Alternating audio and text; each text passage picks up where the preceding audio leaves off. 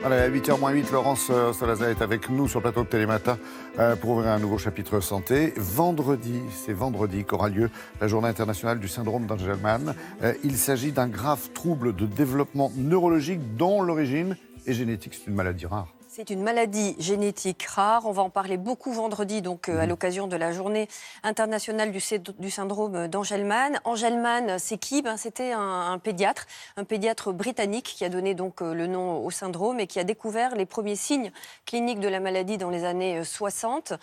Avant qu'il découvre ces symptômes, on pensait que la maladie était associée finalement à de l'autisme. Et depuis, on sait qu'il y a un vrai syndrome associé justement à cette maladie génétique qui est caractérisée par des troubles du développement, des troubles moteurs, donc de la marche, des troubles du langage. Ce sont des enfants qui parlent très très peu, un retard mental, et on ne guérit pas du syndrome d'Angelman. On ne fait que soigner finalement les symptômes de la maladie, comme l'épilepsie, qui est associé justement au syndrome d'Angelman et aux régurgitations par exemple. Donc on traite les symptômes et pas la maladie. Comment on la diagnostique, cette maladie génétique ? C'est très important le diagnostic parce qu'on peut, pendant des années durant, les parents peuvent des années durant être dans une errance, comme on dit, de diagnostic et perdre du temps finalement sur la prise en charge. Nous avons rencontré le petit Antonin, 3 ans et demi, un petit ange, et sa maman Léonora.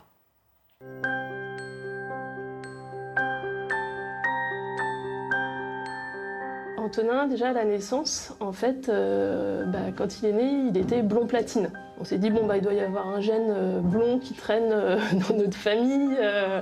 On ne s'est pas posé plus de questions que ça. Et en fait, dès le départ, on a vraiment vécu des galères. Un biberon pour Antonin durait 2 heures, parce qu'il avait des troubles de coordination, de succion, déglutition, respiration, qui fait qu'il n'arrivait pas à se nourrir correctement. Et quand même, au bout d'un moment, les pédiatres ont vu un retard dans les acquisitions, le périmètre crânien qui commençait à sortir de la courbe vers le bas. Et là, on s'est dit, y a un truc. Allez, vas-y mon grand. Hop, allez, super Antonin. L'anomalie génétique est sur une région du chromosome 15, la région 15q11q13. Le mécanisme du syndrome d'Angelman est l'absence de contribution maternelle sur cette région du chromosome 15, c'est-à-dire que l'enfant n'a pas reçu du matériel génétique de cette région du chromosome 15 de sa maman. Petit chat, je suis là.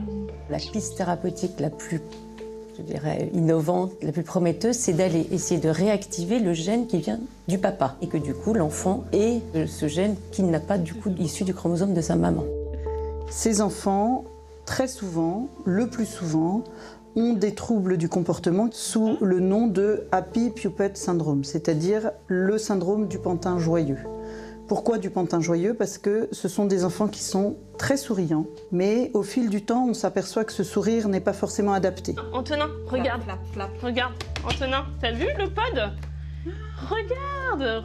Notre rôle essentiel est celui de créer du lien entre les familles dont l'un des enfants est porteur du syndrome d'Angelman et de former les parents, les accompagnants, les professionnels aux techniques d'accompagnement telles que par exemple les prises en charge psychomotricité, ergothérapie et surtout la communication alternative telle des classeurs, des photos. Antonin, je pense que tu voudrais manger.